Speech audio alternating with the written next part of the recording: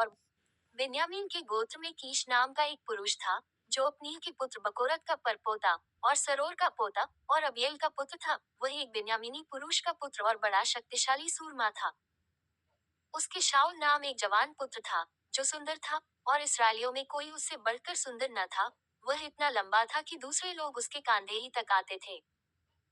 जब शाऊल के पिता कीश की गदहियां खो गईं, तब कीश ने अपने पुत्र शाऊल से कहा, एक सेवक को अपने साथ ले जा और गदहियों को ढूंढ ला। तब वह एप्रैम के पहाड़ी देश और शलीशा देश होते हुए गया, परंतु उन्हें न पाया।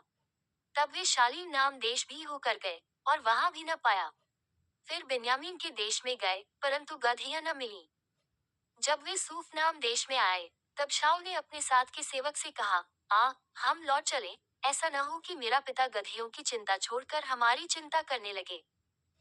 उसने उससे कहा, सुन, इस नगर में परमेश्वर का एक जन है जिसका बड़ा आदरमान होता है, और जो कुछ वह कहता है वह बिना पूरा हुए नहीं रहता। अब हम उधर चलें, संभव है वह हमको हमार मार्ग बताए कि किधर जाएं। शाऊल ने अपने सेवक से कहा, सुन, यदि हम उस पुरुष के पास चले तो उसके लिए क्या ले चलें? देख, हमारी थैलियों में की रोटी चुक गई है और भेंट के योग्य कोई वस्तु है ही नहीं, जो हम परमेश्वर के उस जन को दें। हमारे पास क्या है? सेवक ने फिर शाऊल से कहा, कि मेरे पास तो एक शेकेल चांदी की चौथाई है, वही मैं परमेश्वर के जन को दूंगा, कि वह हमको बताए कि किधर जाएं।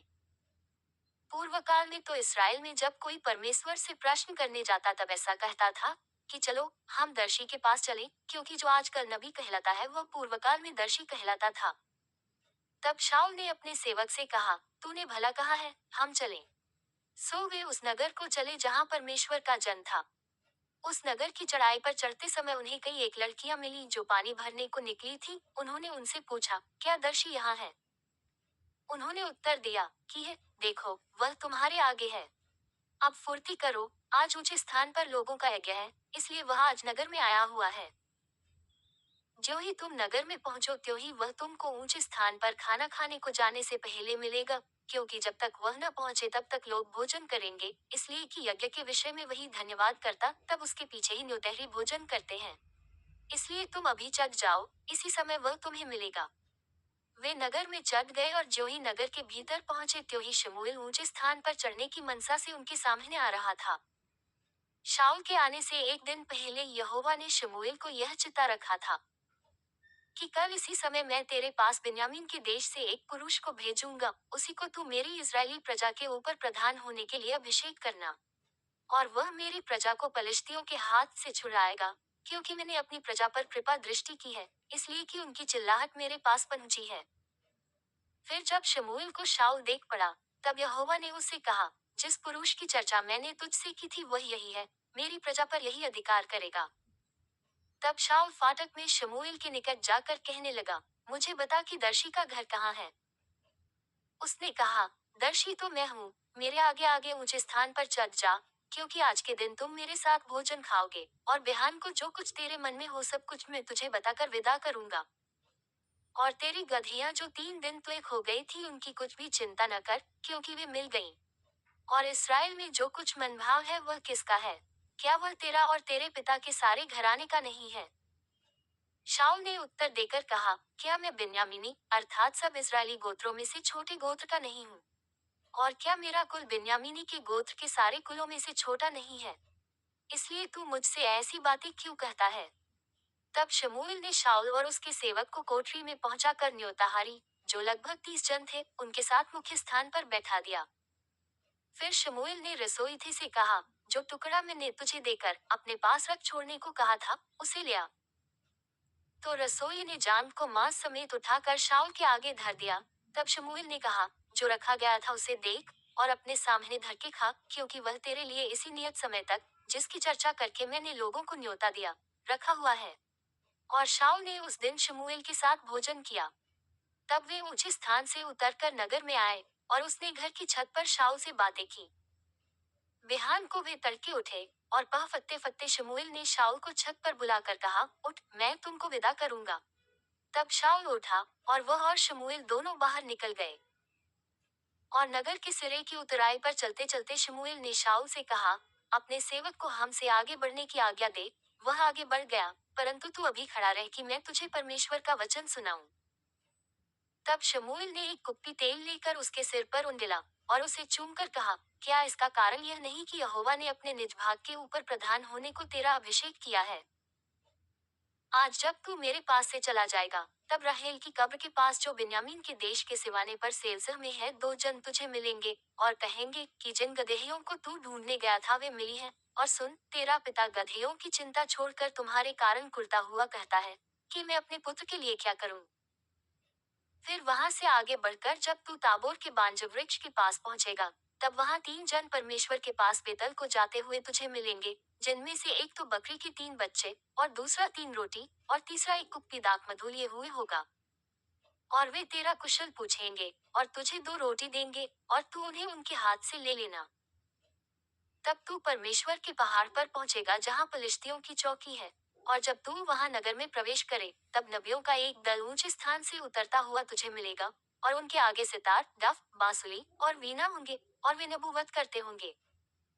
तब यहोवा का आत्मा तुझ पर बल से उतरेगा और तू उनके साथ होकर नबूवत करने लगेगा और तू परिवर्तित होकर और ही मनुष्य हो जाएगा।